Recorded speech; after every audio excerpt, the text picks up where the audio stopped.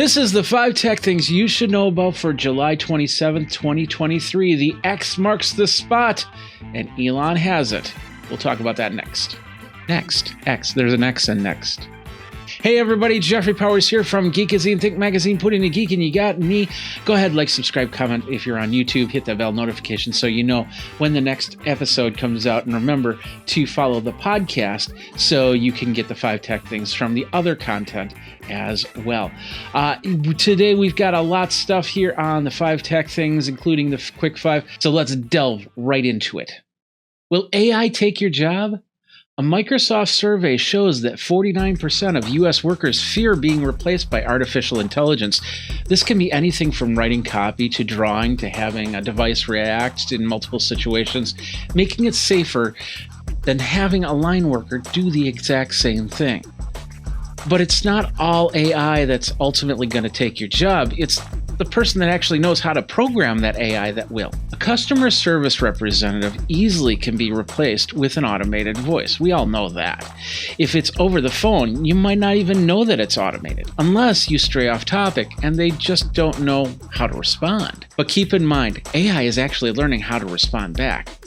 I built a WordPress plugin using AI. This is something I would normally outsource to a programmer, and while I still had to tweak the code for the plugin to work, it still saved me a few bucks and only took a half hour of my time. Uber has played with automated drivers for years. Imagine getting picked up to go to the airport with no driver at the seat, or public bus transit that can react when someone is pounding on the door because they just ran the last half block to make that transport. And you know, there are jobs you might not even think could get replaced by AI. Surgical assistant for one, anesthesiologists, radiology, technicians, nurses, and more could be changed for our robots that could react faster and in synchronicity to save lives. Houses and cars can be built by the same AI program that could also sell you that house or car. It could then turn around and get you the best deal on your insurance, run yearly inspections, then fix what could be breaking down. Now, I know this is something a few years out, but you know, it's not impossible, and the smartest person could just walk on the field tomorrow and make it happen. Soon we'll have an Andrew in our home, and Robin Williams will live on to tell that hanky joke. You know how you make a hanky dance?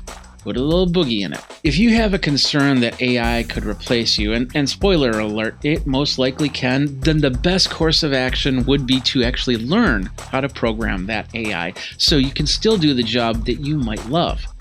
It might not be the first time in your life your job has been replaced by automation. I can think of many jobs that I did in the 80s and 90s that have done that. Did you have a couple jobs that got replaced by AI? Let me know in the comments. Samsung announced new phones and tablets this week at their Unpacked 2023 event in Seoul, South Korea.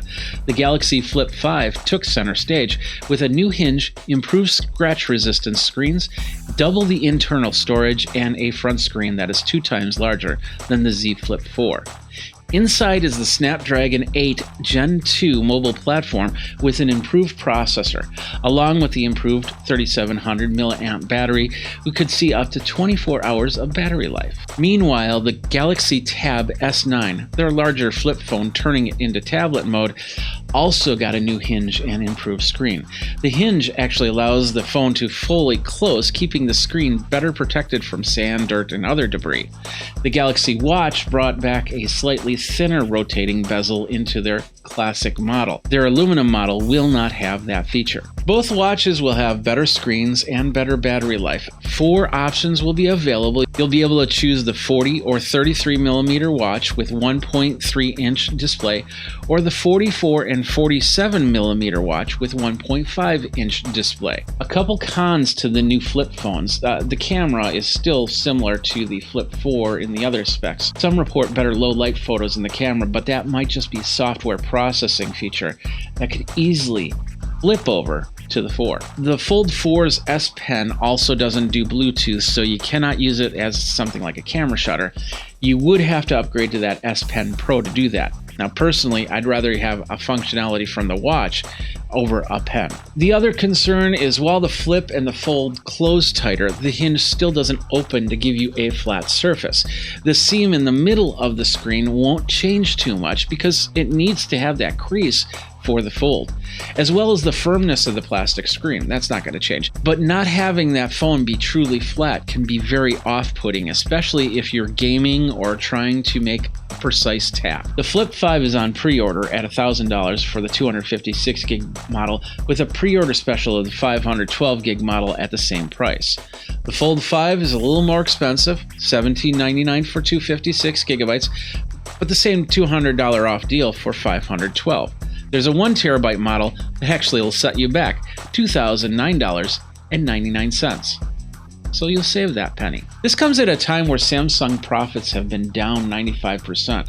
Experts have been expecting recovery in the second half of the fiscal year, but if you're planning to purchase any of these devices, I would guess that production will be limited so they don't overextend their stock.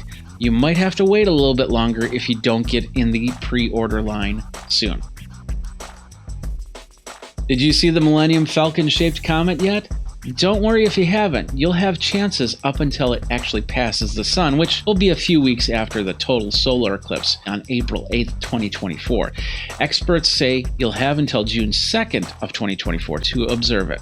But don't worry, 144 million miles will be the closest it gets to the Earth. In comparison, the Moon is 238,900 miles. The comet is called the 12P Pons Brooks, and it became visible around July 20th.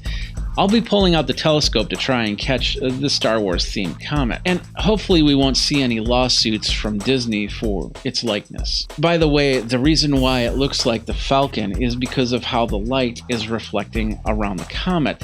As the comet moves, it gains and sheds mass. It's very possible the shape will change to not look like the iconic YT-1300 light freighter by next year. And there is no mention as to if it actually did do the Kessel run and how many parsecs it took.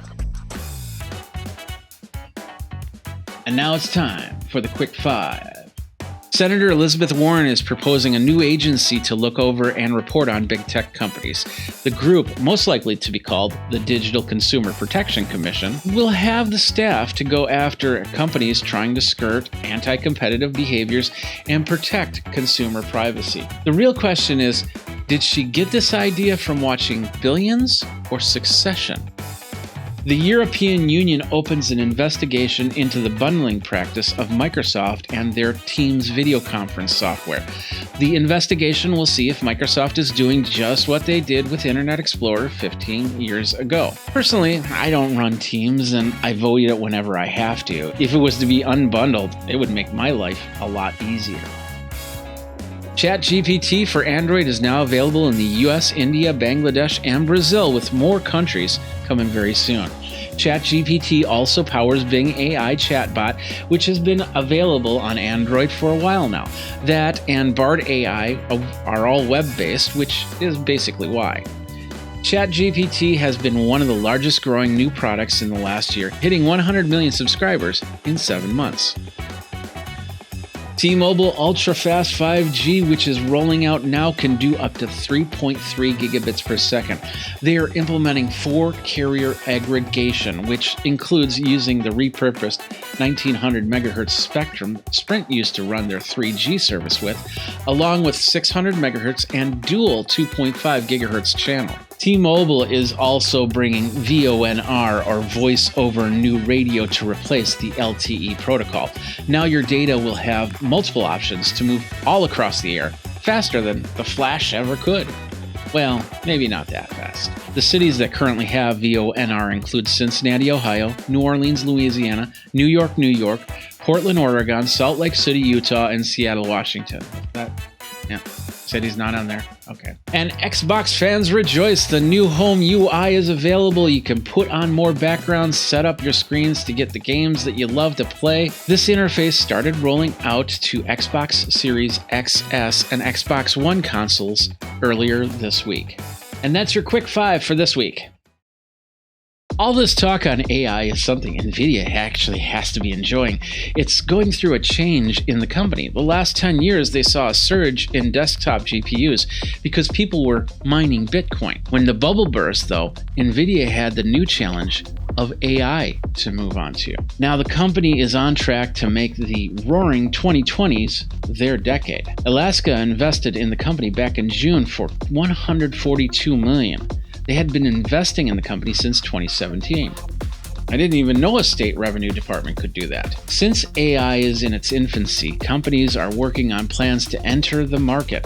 NVIDIA is simply one of the companies that took the baton and is running hard to get to the finish line, if there is a finish line. Keep in mind, AMD and Intel have also been working hard at their own AI to compete, but it's kind of like competing against Usain Bolt right now. But it doesn't mean Usain couldn't get a leg cramp halfway through. Companies like ServiceNow are going all in on NVIDIA for AI adoption. Along with Accenture's AI Lighthouse, they plan to empower customers and partners for deploying LLM AI, or large language model AI. In the meantime, the desktop GPU could get a shift. Their latest video card, the 4090 Ti, which was still in development, was reported to be discontinued as NVIDIA is shifting to their next generation of chips. Shops like Micro Center are selling their 4070, 4080, and 4090 desktop cards at 15% off, compared to 2 years ago when a card was not found on any of those shelves, and eBay was selling the cards for 2 to 3 times the price. You can see the definite shift there. Home AI. If you were to download and install AI on a high-end desktop right now, you'd be able to run the programs without issue, but as AI grows, you'll most likely run into major bottlenecks and hangs. Making a GPU farm, especially for graphic-based AI like Midjourney does, you will require multiple cards and an NVLink to make them work together. And you know this shift will also help gamers. If the next generation, which we'll just call the 50 series right now, can at least double what that 40 series can do, NVIDIA would be on track to building your fully home automated computer. And this is where we're going. Here is what you would see. A central computer that connects to personal assistants and IoT throughout the house. That is where a group like Matter comes in, MATTR. They're helping create an ecosystem with digital trust. More important, their API system will allow you to program your house the way you want. For example, have you ever had the internet go out and you say, "LA," and it replies, "I'm having trouble connecting to the internet." You can't turn off your lights, you can't run your routines until that connection gets restored. So what if the internet goes out and you say, "Hey Bob, what just happened?" And he responds, "Looks like the internet went down. I'll let you know when it comes back up. By the way, you have to pick up the kids in 30 minutes. So you say, "Thanks Bob, turn the hallway lights off please." And it does it. Then you say, "Play Jeff is awful." And it makes up a 30-minute program where you can watch as the internet goes down. You ask Fred, that's their assistant, what happened, and then go through that whole same routine, except you're played by George Clooney. Or who would you have play you in your awful? Let me know in the comments. Now, this is a stretch on what it can do, but at this point, it's really not impossible. And definitely holodecks will be coming. Okay, I went on a tangent there. Bottom line is NVIDIA is a hot commodity right now in an AI-infused future. Of course, I just got done talking about how it can take away your job, so maybe right now it's a good time to learn how to be an AV installer for a fully automated home. Now, once again, I didn't get an ad for this week. Heck, I'm lazy. But you know, you can always check out my channels. Geekazine.com, Amazon.com/shop/Geekazine, and check out some of the videos and recommendations out there. You can also tip me by using Geekazine.com/tip-me. And that'll take you to a choice page between Venmo, PayPal, or becoming a Patreon for as little as $1 a month. Then you could be featured on the next episode of the 5 Tech Things. I heard it on the X. Who owns X?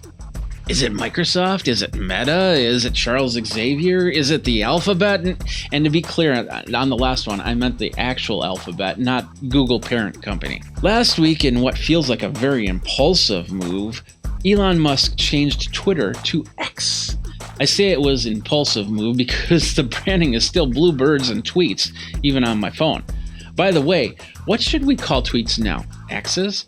Elon Musk doesn't even know. I just saw a tweet or an X. Let me know in the comments what you think it should be. Now, this actually is not the first time Musk tried to do this. When he was CEO at PayPal, the X.com domain was acquired, and it was one of the first federally insured online banks. Co-founder Max Levchin really didn't like the idea and wanted to be called something else, which is ultimately PayPal. Therefore, he made a plan and ousted Musk in 2000. Musk purchased the domain then in 2017. In 2022, he formed the company X Corp. And once again, Charles Xavier, why didn't you see that coming? Musk said he will accelerate X to the factor of 3 to 5. Well, years, but I kind of like the mathematical reference there. There are other companies that do hold the X as a trademark, and I would guess that there are companies overseas that might not allow them to use X in their country. Similar to when Gmail started in Germany, who already had a Gmail, made them use Google Mail for many years.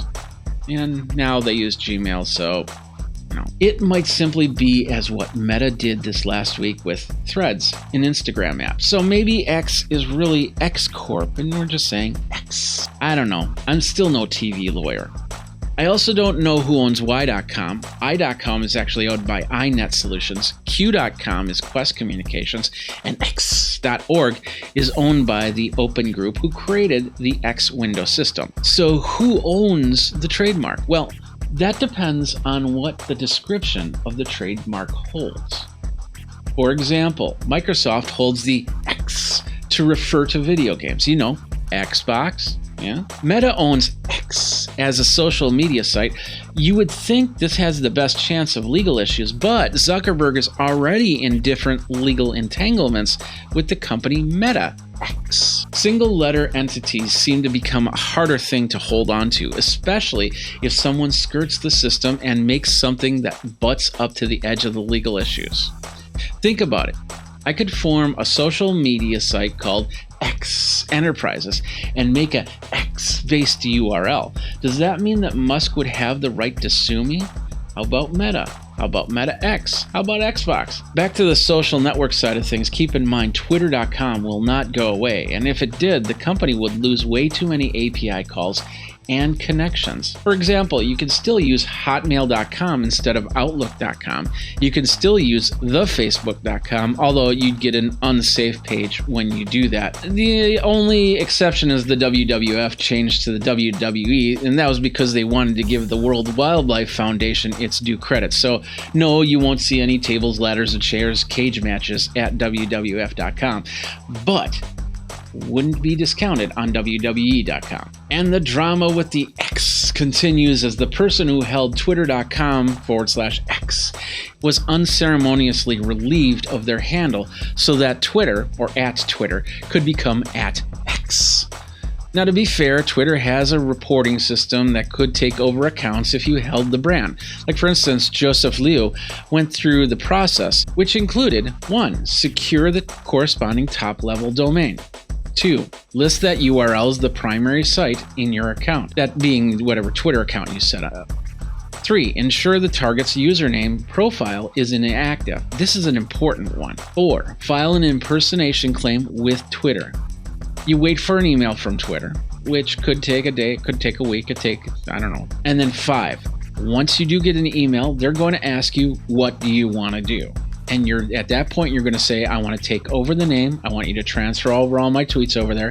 Or you'll say, they can have it. I'll continue on. Now, he mentioned within the first 10 minutes of sending that email, he got the response, he got the Twitter handle that he was looking for, and he could move on. So here's what happened to Gene X Wang, the previous owner of @X. 1, gets an email saying they'll be taking over his handle. 2, they take over his handle.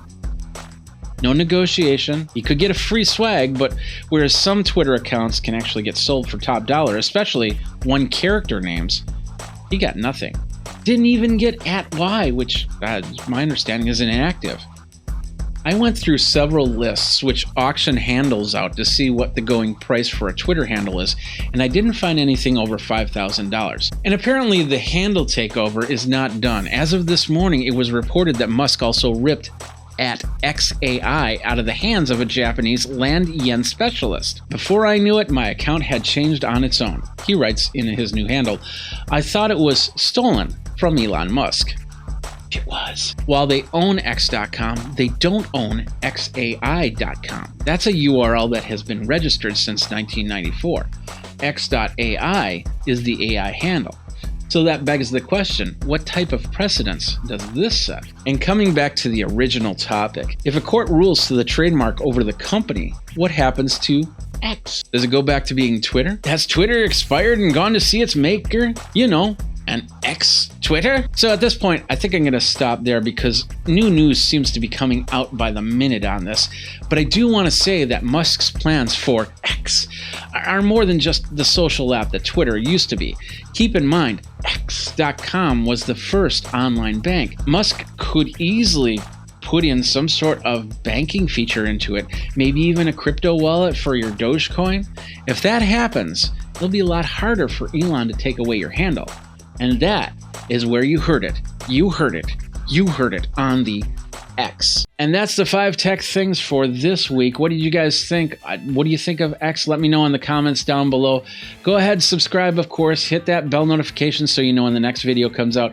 And remember, if you just want the podcast only, go to the playlist, the podcast playlist, and then follow from there. My name is Jeffrey Powers. Thanks a lot for listening. Thanks a lot for watching. Until next time, you guys geek out and check me out on the X.